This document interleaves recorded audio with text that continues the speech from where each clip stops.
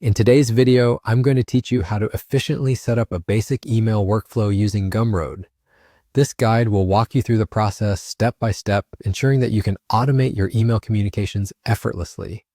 We'll keep it simple, clear, and easy to follow, so let's dive right in.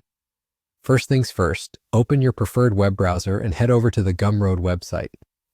If you're not familiar with Gumroad, it's a platform that allows creators to sell products, manage subscriptions, and much more, all from one place.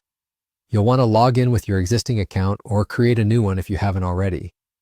Once you're logged in on Gumroad's homepage, look for the Workflows section. This is where the magic happens. Click on Workflows to get started. Here, you'll be setting up an automated sequence, which is a crucial tool for engaging with your audience effectively and consistently without having to do everything manually. In the Workflows section, you'll want to start by naming your workflow. Choose a name that's descriptive enough for you to remember its purpose. For instance, if this workflow is meant to welcome new subscribers and introduce them to your product, naming it something like Welcome New Subscribers might be fitting. After naming your workflow, the next step is crucial. Click on New Subscriber. This action sets the trigger for the workflow, the event that prompts the system to start the series of actions you'll define next. Adding this trigger ensures that as soon as someone subscribes to your list, they get your planned emails. Now click Save and Continue to proceed.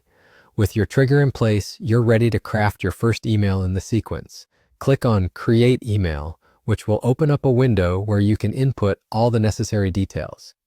This is your chance to make that first impression count. Fill in the subject line, body of the email, and any other relevant details. Think of this email as a friendly greeting or an insightful introduction to your work or product that could spark interest. Once you've filled out all the information for your email, it's time to finalize the workflow. Double-check that all the details are correct and that the email reads clearly and engagingly. Then simply click Publish to set your workflow live.